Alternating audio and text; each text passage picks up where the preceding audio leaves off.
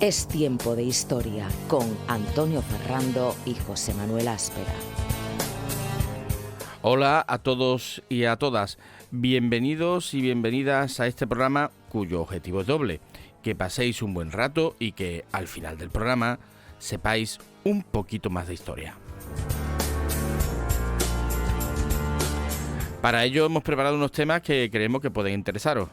¿Nos acompañáis? Somos José Manuel Áspera y Antonio Ferrando y esto es Tiempo de Historia, un programa de historia para todos los públicos. Bueno, pues comenzamos. Buenas tardes, José Manuel. Buenas tardes, Antonio. ¿Qué tal? Bueno, pues nada, hoy la verdad que satisfecho porque el programa que nos depara... Hoy hemos fichado a un... Hemos fichado una estrella. Una estrella, Hemos fichado una estrella. Una estrella. Bueno, pero antes que nada, para que vamos a hacer las cosas por orden, el sumario del programa. Bueno, pues como siempre, en esta ocasión vamos a empezar con la entrevista que nos acompañará nuestro... invitado especial Juan José Iglesias, catedrático de la Universidad de Sevilla en Historia Moderna. También seguiremos con las efemérides y, esa pregunta siempre, ¿no?, que nos hacemos los historiadores y nuestros oyentes que nos escuchan a diario, ¿no?, ¿qué pasó un día como hoy hace mucho tiempo? Uh-huh. Y, pues si nos da tiempo haremos nuestra anécdota histórica que siempre... La anécdota histórica tiene que ver con una pera. ¿Sí? Que he dicho así en bruto, una pera. Pero bueno, ya a ver si nos da tiempo. No te anticipes, no te adelantemos anticipes, el después control. soy yo el que te anticipa. Efectivamente, todo se pega. Bueno, pues Juan José Iglesias, muy buenas tardes. Muy buenas tardes. ¿Qué tal? Pues antes de nada es que es un gran placer y un privilegio tenerte. Te voy a tutear, con tu permiso. Pues aquí, sí, naturalmente. Perfecto. Pues tenerte aquí con nosotros en el programa de Tiempo de Historia de Radio Puerto. Y antes que nada, como somos gente educada, lo primero que vamos a hacer es presentarte a la audiencia para que sepan con quién vamos a hablar. Bueno, pues antes que nada, Juan José, buenas tardes. Buenas tardes. Aquí vamos a presentar a Juan José Iglesias Rodríguez, natural de Puerto Real. Comenzó sus estudios en el Colegio de La Salle y el Instituto Manuel de Falla de dicha localidad. Posteriormente cursó la licenciatura de Geografía e Historia en el Colegio Universitario de Filosofía y Letras de Cádiz y en la Facultad de Geografía e Historia de la Universidad de Sevilla, donde se licenció en 1981 con premio extraordinario, doctorándose en 1988 con una tesis doctoral sobre el puerto de Santa María en el siglo XVIII. Ha desarrollado su carrera como profesor en la Universidad de Sevilla, pasando por distintos puestos docentes hasta obtener la cátedra de Historia Moderna en 2008. Ha impartido también docencia en otras universidades como la Universidad de Barcelona, de Cádiz, la Universidad Internacional de Andalucía, la Universidad Internacional Menéndez Pelayo y la Universidad... estos son los nombres tuyos. Abdelmelek Esadi, de Tetuán. Ha destacado también como gestor universitario, ocupando importantes cargos académicos en el gobierno de la Universidad de Sevilla. Su trabajo como historiador ha tenido como referente fundamental la Bahía de Cádiz en la Edad Moderna, a la que ha dedicado el grueso de su investigación. Este se ha centrado especialmente en aspectos demográficos, económicos y sociales, con especial atención en el mundo urbano y a las consecuencias en el ámbito del hecho colonial americano. Como fruto de una estancia de investigación en el Archivo del Estado de Florencia, Italia, ha publicado también estudios sobre redes de comerciantes de origen extranjero en la Andalucía moderna. Más recientemente ha centrado su trabajo de investigación en los fenómenos de la conflictividad y la violencia en el mundo atlántico moderno. Ha publicado más de una docena de libros y un centenar de capítulos de libros, artículos de revistas especializadas, ponencias y comunicaciones en congresos nacionales e internacionales, prólogos de libros y colaboraciones de diversa índole. Además, también es hijo predilecto de la localidad de Puerto Real en 2020. Estupendo. Bueno, a ver, que el currículum lo hemos resumido, porque si no, no se nos va el tiempo y el Zoom tiene un tiempo así reducido y aquí estamos para conversar. Bueno, la primera pregunta que siempre hacemos, siempre es la misma que le hacemos a los invitados, y es ¿por qué estudiaste historia? Eso que muchos consideran una insensatez y cuando llega a casa y le dice el chiquillo a la madre, mamá, yo quiero estudiar historia, dice, ¿qué hace insensato? Pues, ¿por qué? ¿Qué te llevó a estudiar historia?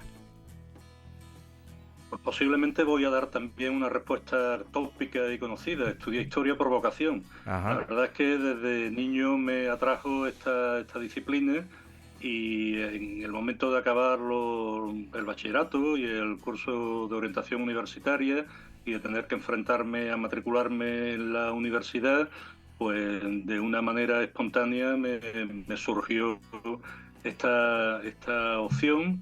Tenía la posibilidad de hacer los 3 primeros años por aquella época en Cádiz y así lo hice, así me matriculé sin pensarlo mucho.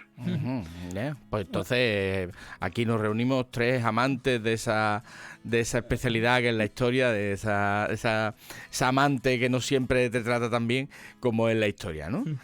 Bueno, y Juan José, ¿y por qué ese especial interés en la Edad Moderna? Bueno, fue configurándose a lo largo de mis estudios. Realmente a mí en principio de joven me atraía más la contemporánea, pero a lo largo de mis estudios, primero en Cádiz y luego en Sevilla, pues fui inclinándome hacia la Edad Moderna. La verdad es que tuve muy buenos profesores de esta asignatura. En Cádiz, Manuel Bustos, por ejemplo, o en Sevilla, José Luis Comellas, y al terminar los estudios, pues y solicitar por entonces una beca de formación del personal investigador, pues propuse un tema de investigación relativo a la Bahía de Cádiz y en la Edad Moderna, y me fui vinculando a esta área hasta que finalmente quedé adscrito a ella ya de por vida. No, nos acaba de medio robar la tercera pregunta, ¿eh?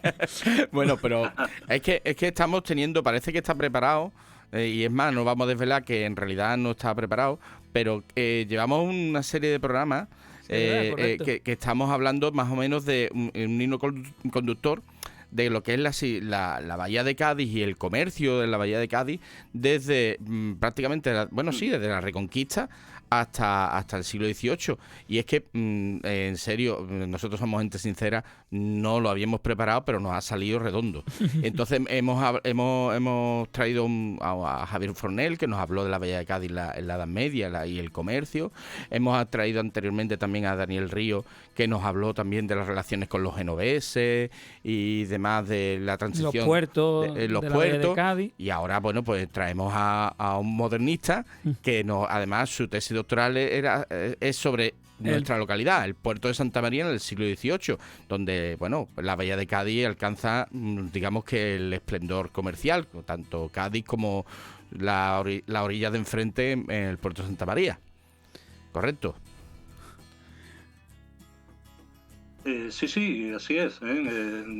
Este fue siempre, desde mis estudios universitarios de historia, siempre fue una parcela del conocimiento que me atrajo mucho por razones, por razones obvias, ¿no? Por ser de la Bahía de Cádiz, pues me interesó mucho la conexión de la Bahía de Cádiz con América y con su comercio desde que estudiaba, y efectivamente me he dedicado a investigar en este campo. Uh-huh. ¿Qué fuentes manejaste? ¿A qué archivos y a qué... ¿A dónde te dirigiste? ¿Te dirigiste para hacer esa tesis, para investigar ese tema? Sí, pues en principio yo había planteado una tesis doctoral de más amplitud, de más largo alcance, sobre el conjunto de la provincia de Cádiz, y por razones un poco inesperadas, pues empecé por el puerto de Santa María. Toda esta historia empezó con un encargo de la Diputación de Cádiz, que en aquellos años pues había puesto en marcha la colección Los pueblos de la provincia de Cádiz, y nos encargaron a un equipo de jóvenes licenciados hacer el tomo correspondiente a Puerto Real, y en el mismo contrato metieron también el puerto de Santa María. Hicimos el tomo de Puerto Real, y posteriormente, pues por distintas razones, me quedé en solitario ante el compromiso con la Diputación de redactar una síntesis histórica sobre el puerto de Santa María, y empecé a frecuentar el archivo municipal. Por ahí empecé, por el archivo municipal del puerto de Santa María. Para mí fue un auténtico descubrimiento. Esta ciudad me fascinó por la importancia apenas entrevista para mí en aquellos años que tuvo, especialmente en las últimas décadas del siglo XVII y en el siglo XVIII, por su relación con el comercio con América, y poco a poco, de acuerdo con mi director de tesis, pues fuimos acotando el tema del trabajo y decidiendo que la tesis debía de centrarse exclusivamente en la ciudad del puerto. Así que por ahí empezó la cosa, por el archivo municipal. Luego, lógicamente, fui ampliando la base documental de mi trabajo a otros repositorios, a otros archivos, muy especialmente el Archivo Histórico Provincial de Cádiz, el archivo de la Iglesia Prioral, del puerto de Santa María, en fin, otros archivos que fueron poco a poco conformando, completando y, en fin, dando forma a mi trabajo de tesis doctoral.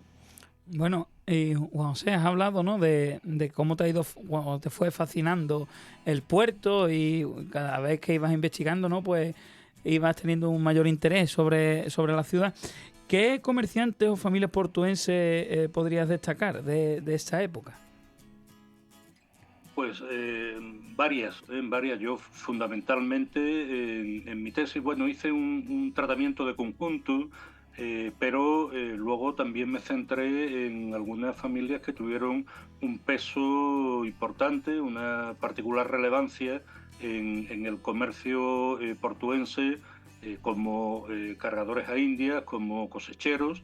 Es el caso, por ejemplo, de los Reynoso o de la familia Bizarrón, el caso de los Huintuisen y de otras muchas familias, entre otras, pues, elementos de una nueva burguesía mercantil que se fueron incorporando a un panorama anteriormente dominado por grandes familias como las que he citado, y que se fueron incorporando, como el caso de los Ramírez Ortuño, muy especialmente Agustín Ramírez Ortuño, el marqués de Villarreal de Purullena, el marqués de Atalaya Bermeja, en fin, comerciantes, muchos de muy variadas procedencias, y que tuvieron residencia en el puerto y que operaron desde el puerto, jugando un papel, como digo, de marcado protagonismo en el comercio colonial y en el comercio atlántico de aquella época.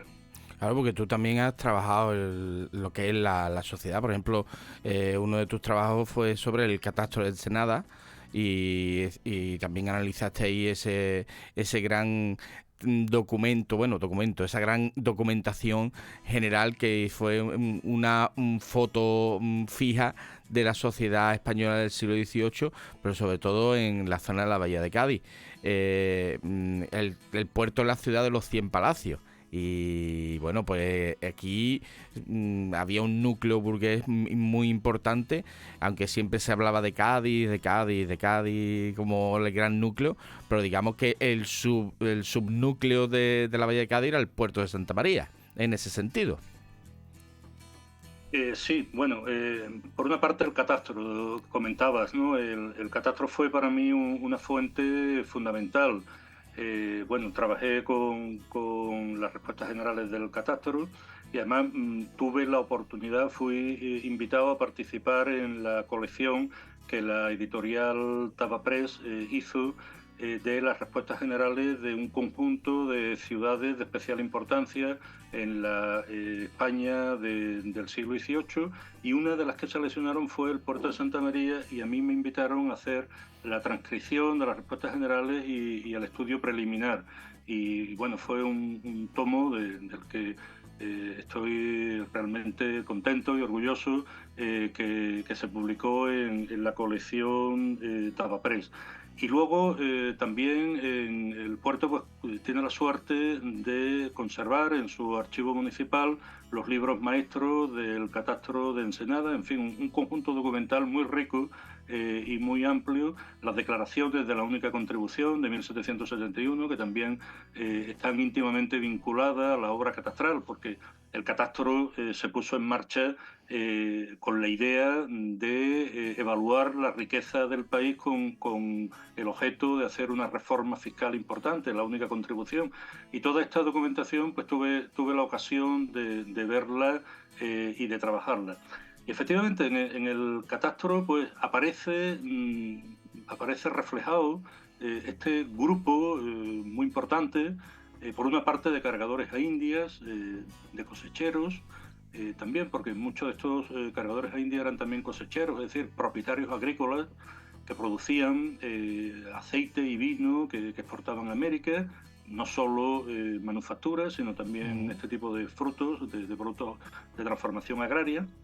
Pero por otra parte, también un conjunto muy interesante de comerciantes, tanto de origen nacional como de origen extranjero, de una manera o de otra también conectado con el comercio americano, pero también con las redes del comercio europeo de la época. Y pues yo, después de darle muchas vueltas, estoy de acuerdo con la afirmación de que aquello constituía una auténtica burguesía mercantil. Daos cuenta de que en mi época todavía éramos tributarios como estudiantes de la visión estamental de la sociedad moderna, que de alguna manera podría decir que oscurecía, ¿no?, el papel de la burguesía, o que minimizaba el papel de la burguesía.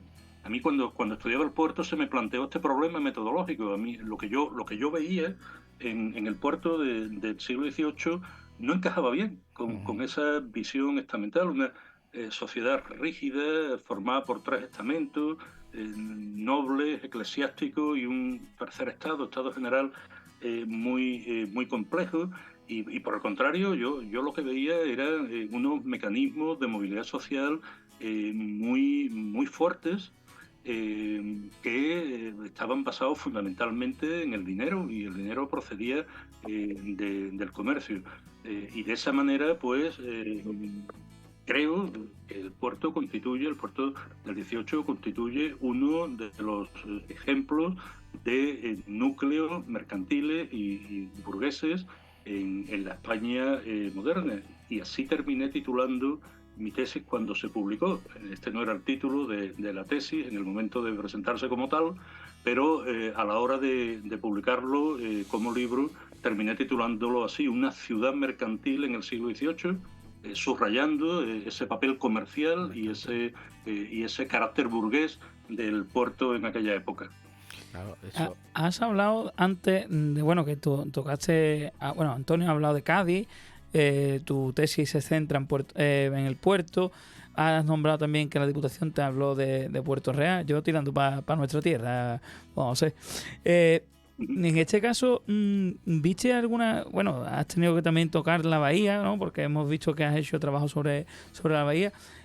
El puerto, digamos, el puerto es la plenitud de la burguesía, como estamos hablando, o en este caso una segunda, ¿no? Hemos dicho como una especie de subburguesía. ¿En Puerto Real pasaba lo mismo o era totalmente diferente?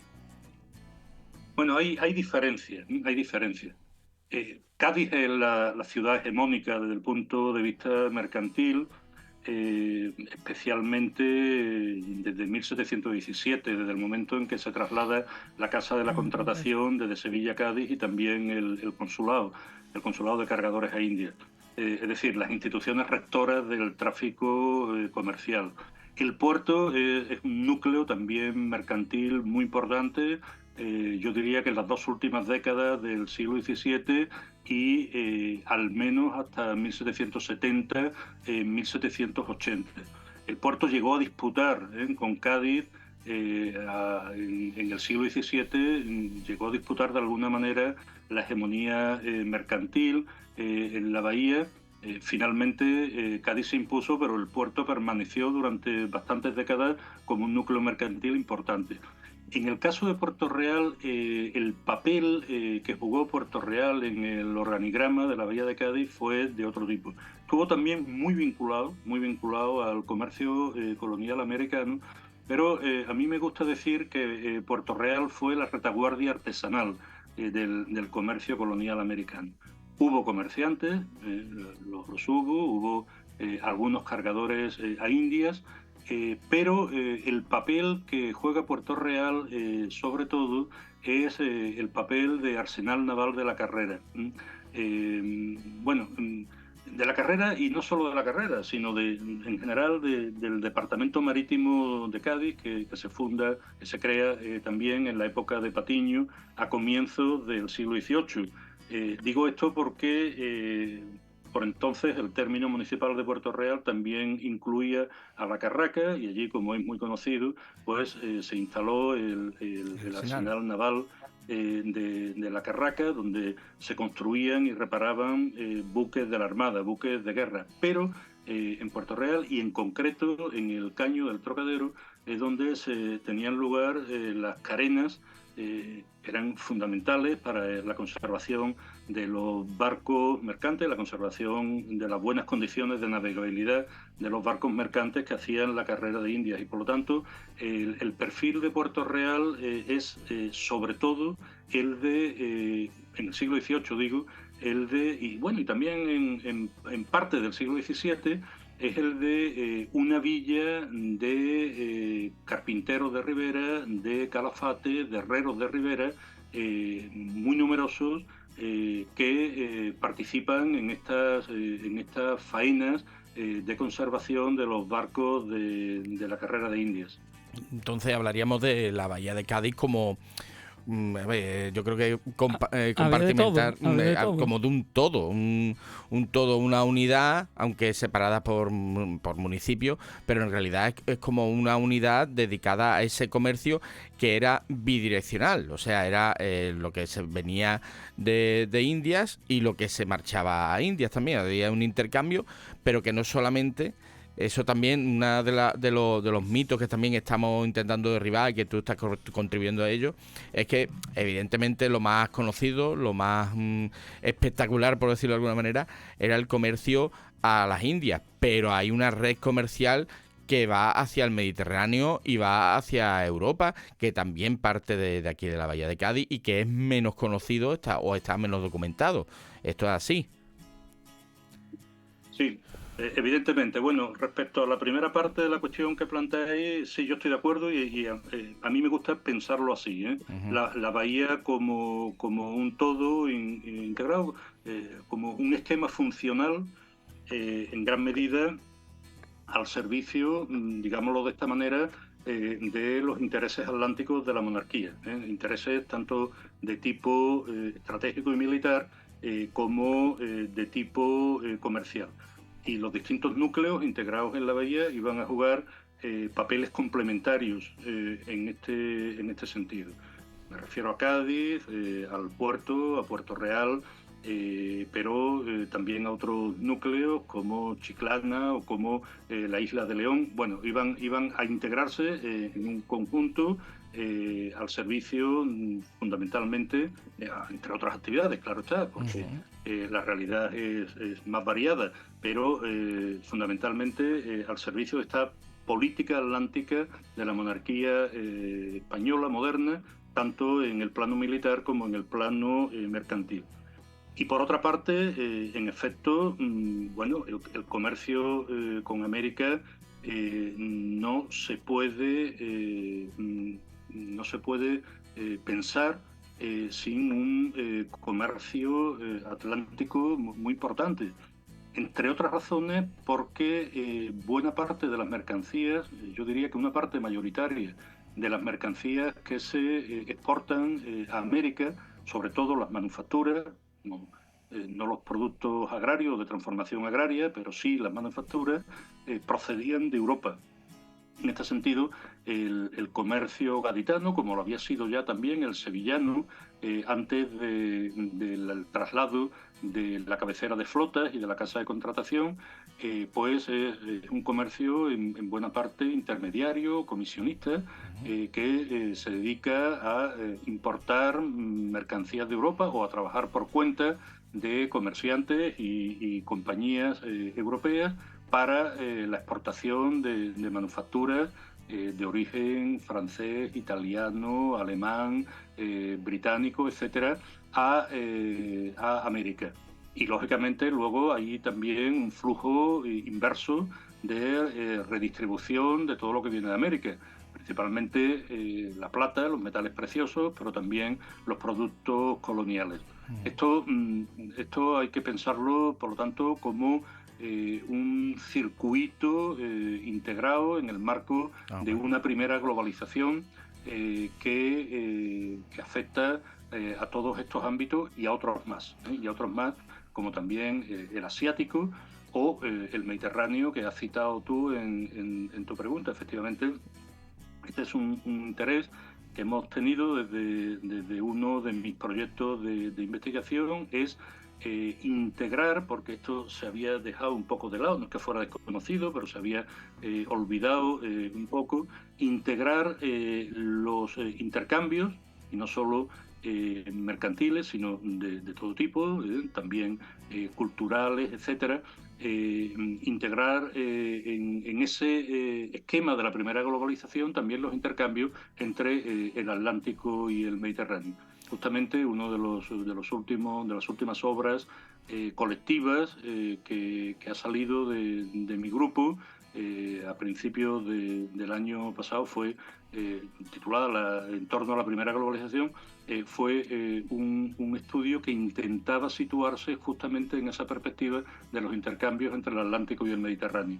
Por eso, bueno, pues entonces hablamos de eso, de un comercio global, y eso hace que la Bahía de Cádiz sea un lugar tan cosmopolita, tan abierto, porque con las mercancías vienen los conocimientos de idiomas, las ideas que van trayendo intercambios culturales, el conocimiento étnicos, incluso étnicos. Esto hace, por eso, porque todos estamos hablando de economía, estamos hablando de política, pero esto influye en que en las relaciones sociales, claro, y en la cultura. Yo quiero centrarme en esa globalización de que tú hablabas, pero que no solamente tenga que ver desde un punto de vista económico, sino también desde un punto de vista cultural.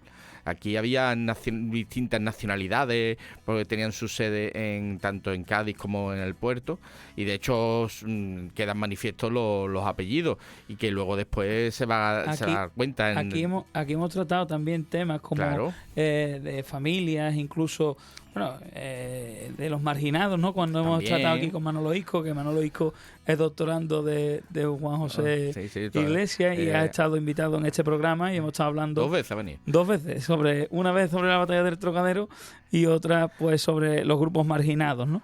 Y bueno, y ese intercambio cultural. Por eso hablo de un lugar muy cosmopolita, en ese sentido. Sí, efectivamente.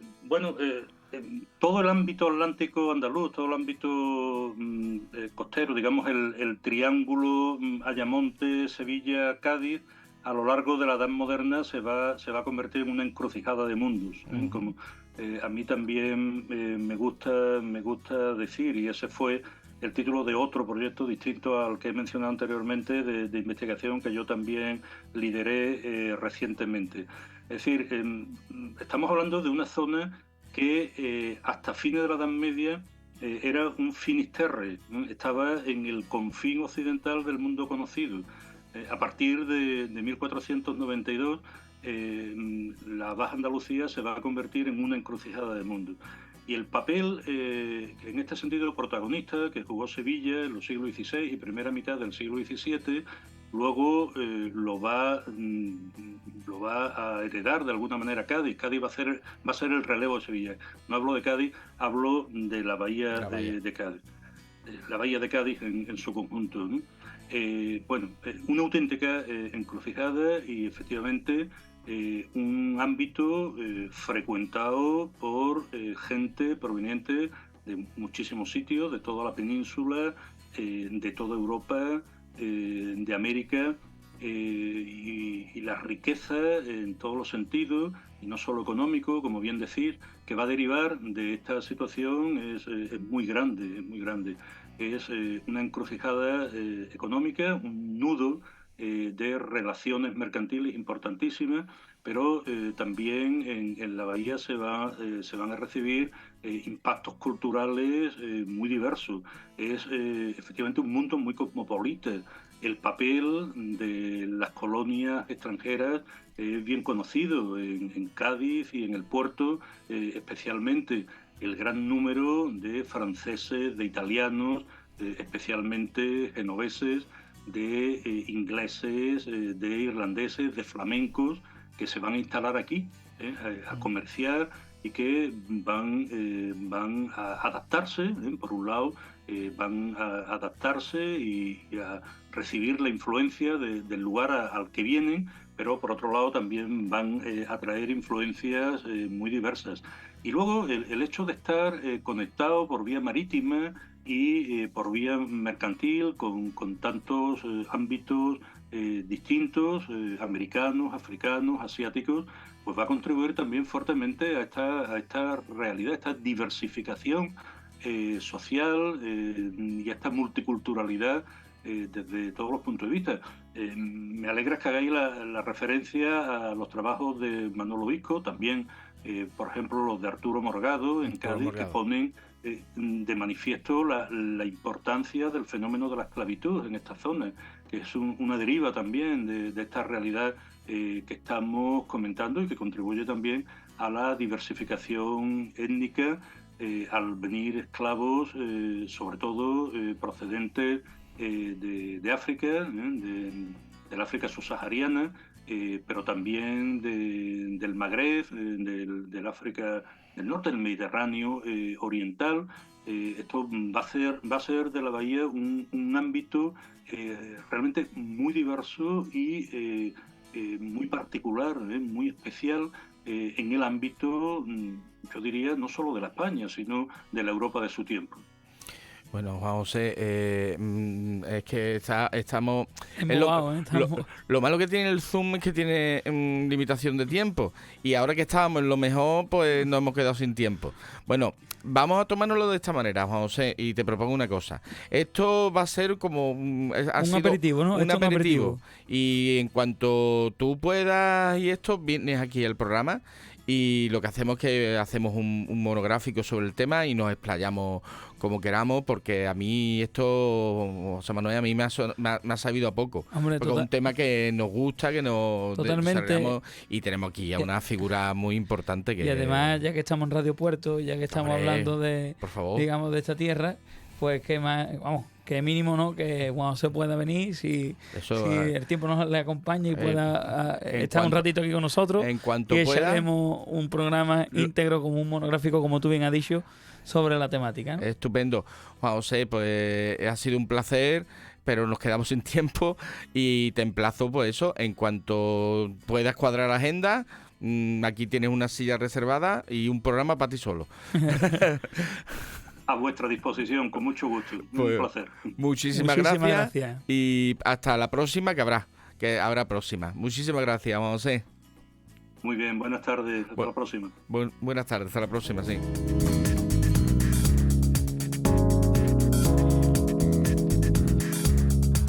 Aquí qué interesante, ¿eh?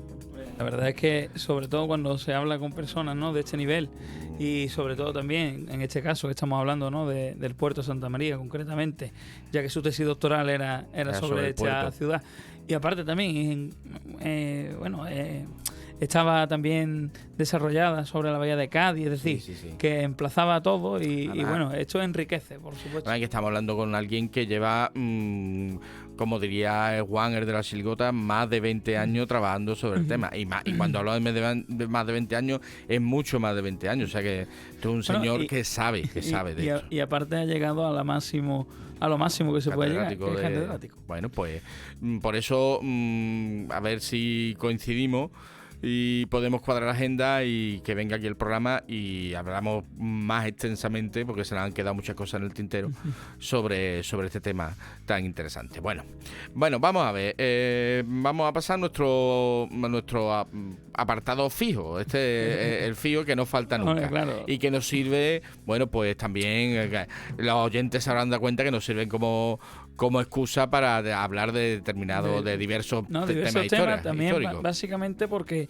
tocamos diferentes años. Eso es, y época y en personajes. eso, claro, y eso lo que nos ayuda es a tener una diversificación, ¿no?, de la historia, ¿no? La historia. Al fin y al cabo, esto es tiempo de historia. Efectivamente. Bueno, pues nos vamos a ir bastante atrás. Bueno, el programa anterior nos fuimos más atrás todavía, pero bueno. Sí, pero bueno, nos vamos a ir aquí tampoco nos vamos a quedar cortos. ¿A dónde nos bueno, vamos? Nos vamos tal día como hoy, 17 de enero. 17 de enero, en el 395. Arza. Como dices tú, toma ya. Ea. Bueno, pues muere en Milán Teodosio I el Grande, emperador romano de Oriente desde el año 379 hasta 395, obviamente. Y de Occidente del 394 al 395, siendo el último gobernante que dirigió un imperio romano unido. Tras él vendrá la división definitiva del imperio romano en dos: Occidente para su hijo Honorio I, de 11 años, y Oriente para su hijo Arcadio, de 17. Teodosio había nacido en Cauca, Segovia, en Hispania, en el 347, y era hijo del general romano Teodosio el Viejo. De todo esto hace 1629 años. Este es el momento, en el 395, donde se produce la separación definitiva ya y total del Imperio Romano, que ya llevaba mucho tiempo que se daba, que era imposible, porque no era imposible sostenerlo. Ya Diocleciano había intentado hacer algo similar con la tetrarquía, dividiendo, y además la tetrarquía consistía en una división del imperio, pero con un emperador y su sucesor ya designado. Pero que aquello terminó como Rosario de la Aurora, todos peleándose contra todos, hasta que apareció Constantino y lo reunificó todo.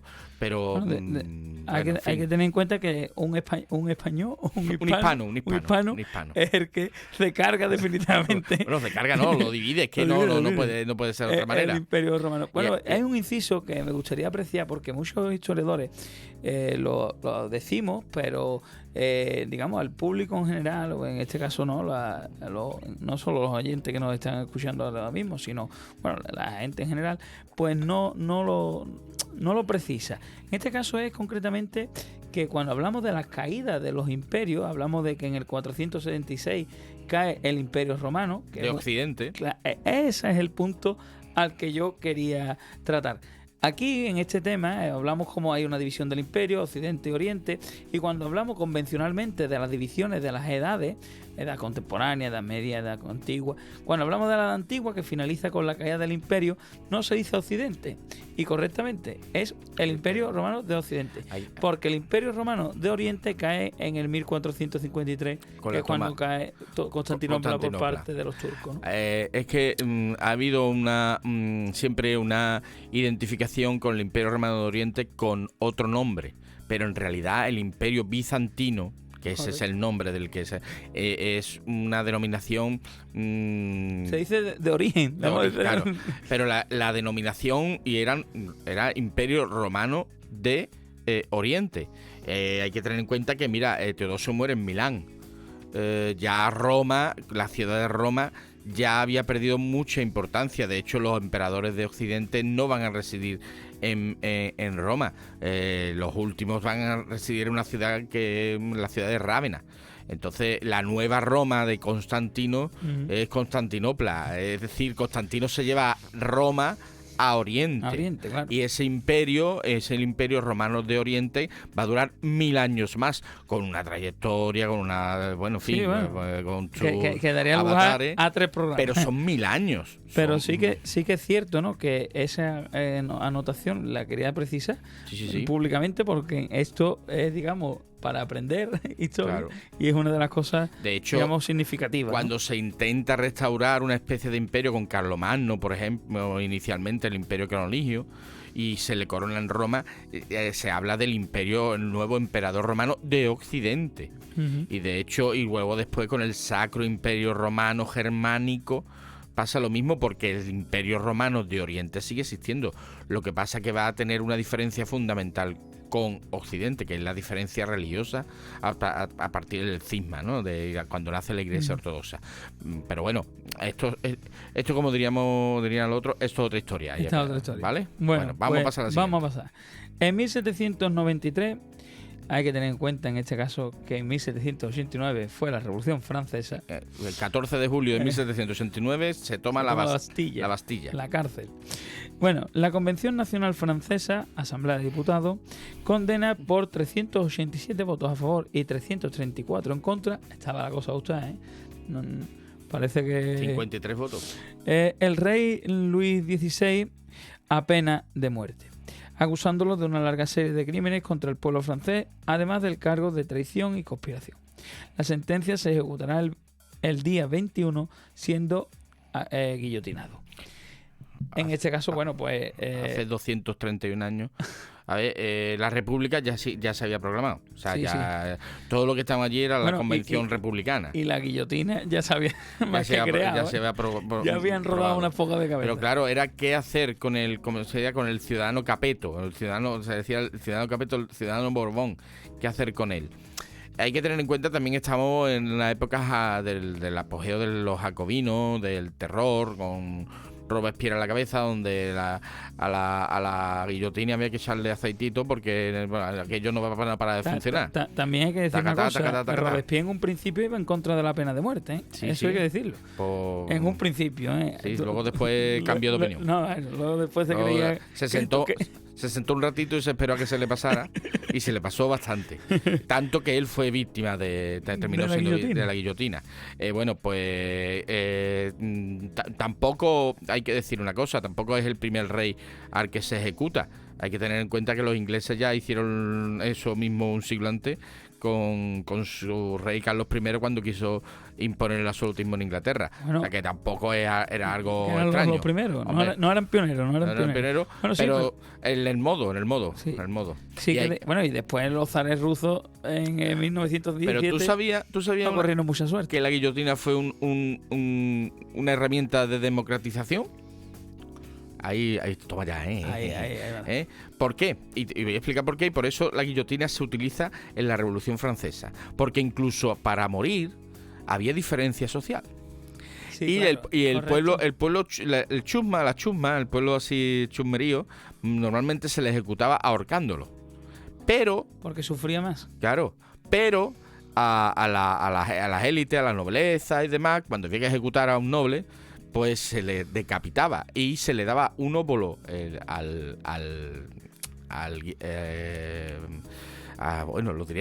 verdugo, para que lo hiciera de un solo tajo. O sea, si se hacía bien, pues hacía ¡fla! Y entonces el reo no sufría. En cambio, el ahorcamiento era vil, era muy sufrido, era feo y se pasaba mal. ¿Qué pasa? Que llega la guillotina para todo el mundo. Y punto en boca. Aquí todo el mundo es igual. Ante la muerte, saca. Por eso también es... aunque parezca, bueno, es algo secundario, pero es un gesto también, anecdótico, pero un gesto también de lo que es la búsqueda de la democratización o de la igualdad, del principio de igualdad de la Revolución Francesa. Que si guillotinamos al rey, guillotinamos a todo Dios. ¿Vale? Pero bueno, se podría hacer una democracia un poquito más representativa y menos sangrienta. Bueno, pues vamos a avanzar en el tiempo y vamos a un salto bastante contundente. Nos vamos a principios del siglo XX, concretamente en el año 1920. Entra en vigor en Estados Unidos la ley seca, que prohibió la venta y consumo de bebidas alcohólicas hace 104 años. Esto es un ejemplo de cómo a la gente, cuando se le prohíbe algo, lo quiere más. Totalmente. Nunca se ha consumido más alcohol. Bueno, nunca. A ver, el aumento de... es decir, cuando se prohibió, cuando se ejerció la ley exponencial seca, del consumo de alcohol que produjo la ley seca no tiene... Y ya no solamente, fíjate, es que esto fue el inicio de la edad de oro de los gángsters. Totalmente.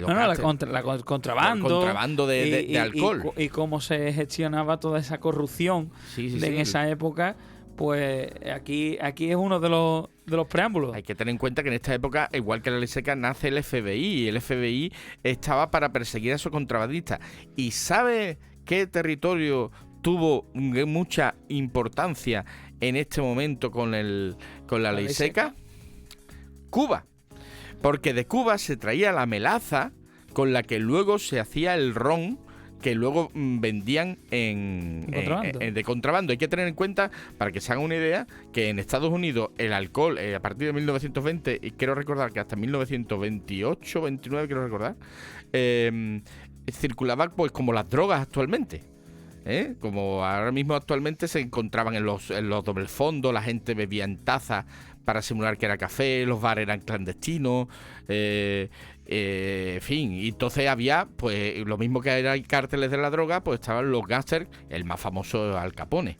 Pero bueno, sí, pero eso es... si ven la película El Padrino se hace El Padrino en esta época, precisamente. Ahí nace la mafia, ¿no? Y hay que tener en cuenta también que justo 9 años después es el crack, del 29. La gente no, al no poder beber, pues se tira por la ventana. Pero bueno, eso es otra historia. Esta ley fue una catástrofe. De hecho, se tuvo que echar para atrás, porque lo único que trajo fue más consumo de alcohol y a un aumento exponencial de la delincuencia, las muertes, y si no, cualquier documental que vean del Chicago de 1920, de los años 20, que además son los locos años 20. Sí, felices también. Felices años 20, de aquí dice, están prohibidos el alcohol, pues ahora vamos a ver todavía más. Solo que ahora más caro, claro. Bueno, vamos a saltar 24 años hacia otro país, adelante, ¿no? Y a otro país. Se conoce Juan Domingo Perón. ¿En qué año? Que no lo he dicho. En 1924. 44. Sí, correcto, 44, un día como hoy, Juan Domingo Perón y Evita, se le conocerá como Evita Perón, en la gala del Luna Park para los damnificados en el terremoto de San Juan, en Buenos Aires, hace 80 años. A ver. Hay que tener en cuenta una cosa, Como se conocen. Fíjate lo que verán después. Aquí empezaron a hablarse, como dicen los abuelos. Aquí empezaron a hablar. Le hablaba, tú le hablas uno. Hay que tener en cuenta que en esta época Juan Domingo Perón es coronel. Había estado, fíjate, donde había estado de agregado militar en la embajada argentina en Italia, donde había conocido el régimen de Mussolini. También Perón, hay que tener en cuenta que... Perón es un personaje a analizar, un personaje a analizar. Es que merecería la pena incluso dedicarle hasta un programa... Un personaje poliédrico, pero con caras... Porque el peronismo empieza como una especie, digamos, de totalitarismo, autoritarismo, etcétera, que no llega al fascismo, porque no se considera como de extrema derecha, después roza como la izquierda. Y bueno... Tú tráete a un argentino, lo sientas aquí y le preguntas por el peronismo y nos vamos nosotros, cierra esto, Dani, y se va y sigue hablando sobre el peronismo. Claro. El tema también, de Perón y sobre todo la figura de Evita. Claro, es que esa es la figura que yo te quería comentar. Una de los temas, digamos, que diferencia claramente al fascismo. El fascismo es claro de un líder, incluso el chauvinismo masculino, en este caso líder carismático, que suele ser siempre, pues un hombre, ¿no? Y sobre todo en las épocas en las que estamos tratando. Sin embargo, aquí en particular, Evita Perón es una de las líderes que, digamos, no solo es líder en su país, sino también incluso fue líder o querida o muy querida en España, ¿no? Debido, a esa ayuda. De hecho, vino aquí a España. Que como esa... digamos, relaciones que tenía Franco, que eran nulas con el exterior, pues Argentina ayuda a España y Evita Perón llega incluso a venir aquí, ¿no? Evita muere joven, o sea que ya va el colmo del mito. Muere joven de cáncer, y cuando no lloréis por mí, don't cry for me, Argentina. Pues mi alma está contigo. Mi alma está contigo. Pero pues Juan Domingo Perón, cuando es obligado a dejar el poder y se exilia curiosamente en España, y yo no sé si tú sabías que Juan Domingo Perón, que volvió luego después a ser presidente, pero ya se había casado, pero durante todo su exilio en Argentina convivió en España, convivió en esa casa donde vivía con el cadáver embalsamado de Evita Perón. ¿Hasta qué punto llega La locura, idolatría y ese punto de la idolatría, mitomanía, con Evita. Y de hecho su descamisado, es una actriz, una persona que sabía interpretar, sabía dirigirse a la población, y que, bueno, aún hoy en día el peronismo es muy importante. No, sigue existiendo, estuvo, bueno, a un tris de ganar las elecciones con el nuevo presidente argentino Milei, pues estuvo ahí de perderlas con el peronismo, ¿no? Bueno, pues y que la izquierda del mundo a día de hoy pues estaba más a favor. Bueno, el peronismo tiene muchas caras. Sí, pero digo que la gente de la izquierda internacional no sé. estaba más al lado, digamos, lo que estaba en contra era de Milei. Eso sí. Así que como estaba en contra de Milei, había que defender al que defendía el peronismo, ¿no? En estos momentos. Pues nos vamos, la última, venga. Bueno, la última, en 1966. Estamos en mitad, un poquito más adelante, pero casi en plena dictadura franquista. En España, sobre el cielo de la localidad de Palomares, Almería, se produce la colisión entre un avión cisterna CACE 135 y un bombardero nuclear B-52, con bombas a bordo que hace que se precipiten a tierra 3 bombas de hidrógeno de 70 kilotones y una cuarta caída al mar. Ninguna está armada, afortunadamente, pero el material nuclear de 2 de ellas se desparrama por el impacto, impregnando de plutonio radioactivo los cercanos campos de labranza. Una tercera bomba impacta en el cauce seco del río Almanzora y se recupera casi intacta. La cuarta cae en el mar en lugar desconocido y tras una extensa búsqueda resultará recuperada. Estados Unidos aceptará 500 quejas de vecinos de la localidad, cuya salud se verá afectada tras el accidente, hace 58 años. Los de Palomares, que en un principio se tapó, como hacía la dictadura con estas cosas, hasta que no se pudo tapar. Es curioso que lo de Palomares, porque incluso hasta el propio Fraga, que decía que la calle era suya. Eso lo dijo después. Ya, pero que... entonces era ministro de Información y Turismo.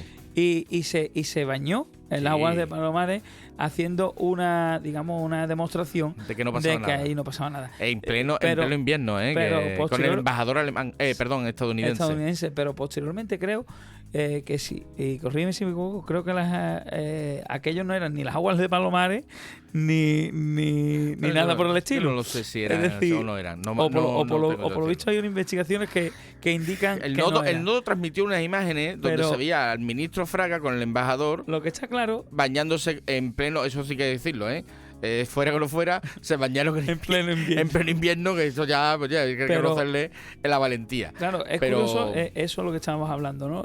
Lo que estabas comentando del nodo, de esa manipulación que existía en esta época, digamos, dictatorial, pero bueno, y que los vecinos de Almería, en este caso de Palomares, pues lo padecieron.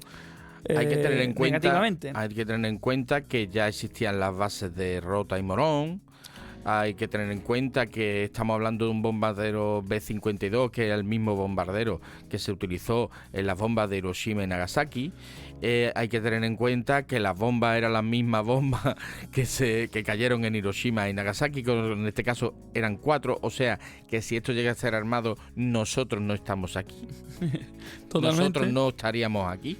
Esto hubieran borrado prácticamente Andalucía y buena parte. Son 4, ¿no? Eran 4.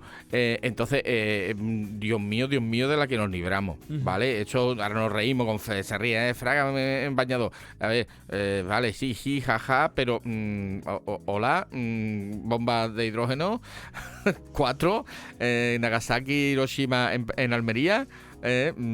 Cuidadito, a ver, esto lo que sí tuvo repercusión en el aumento de los protocolos de seguridad a la hora del transporte de armas tan letales como esta hacia una zona que seguimos conviviendo, están ahí a unos kilómetros en Rota y ya afortunadamente ya no están en Morón, pero sigue estando ahí una base militar.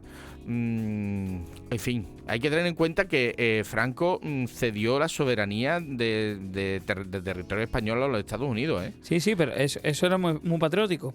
Pero Ese territorio de Rota, de Morón, de Torrejón y de Zaragoza, que cedió 4, no era territorio español. se dio la soberanía, ¿vale?, a Estados Unidos. Eso era territorio norteamericano. Hicieron como una especie de, incluso hasta de colonia, por llamarlo de alguna manera, porque los propios soldados pues, vivían allí, incluso ellos... porque, y allí no había jurisdicción, eran 4 Gibraltares. Claro, y es muy curioso porque, y esto vamos a hacer digamos... un enlace temporal, porque incluso es curioso como se criticaba mucho a los españoles de los que hicieron en América, pero es curioso como después los ingleses e incluso los americanos después han sido muy, en este caso, incluso hasta peores. En este caso, porque ellos han sido como mucho más... nosotros estamos aquí y de aquí nos juntamos con esto y no han sido muy... Y repartieron bases por todo el mundo. En Alemania también tenían bases, pero en Alemania le habían ganado una guerra, ¿no? A ver, en fin, pero bueno, ese hecho sigue existiendo. Pero bueno, en 1966, tal día como hoy, pues cayeron las bombas en Palomares y al tiempo pues, salió el nodo Fraga en Bañador, lo cual pues es así, ¿vale? Bueno, pues vamos a ver si nos da tiempo para la curiosidad histórica. A ver, como siempre, un poquito rapidito, pero vamos a por ella.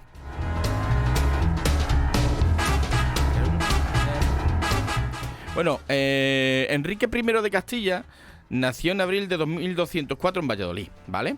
Era el hijo de Alfonso VIII de Castilla, un rey muy importante que murió cuando él solo tenía 10 años de edad.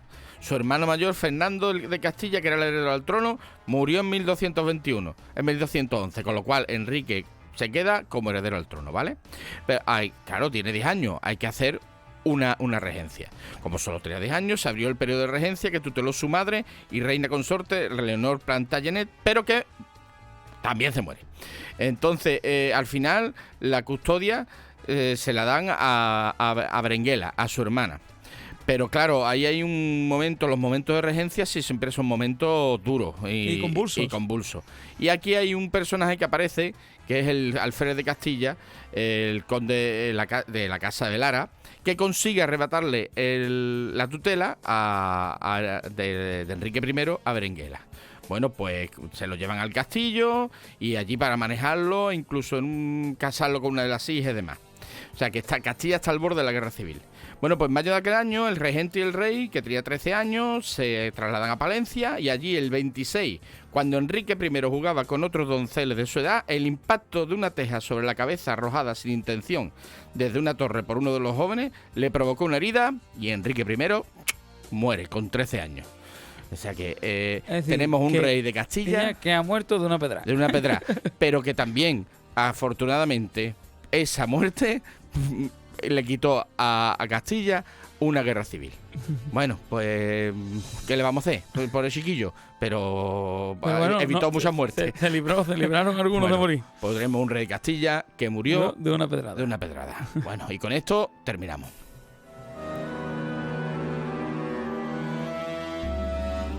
Bueno, y ya nos despedimos. Esperamos que os haya gustado el programa, que os haya divertido y que hayáis aprendido alguna cosita. Os podéis poner en contacto con nosotros a través del WhatsApp de Radio Puerto en el 629 12 80 42, indicando que es para nuestro programa, para Es Tiempo de Historia. Y bueno, nos oímos en el próximo programa. Es Tiempo de Historia todos los miércoles de 7 a 8 en Radio Puerto, así como en YouTube y Facebook. Y nos despedimos con una cita. Cualquiera puede hacer historia, pero solo un gran hombre puede escribirla. Oscar Wilde. Hasta el próximo programa.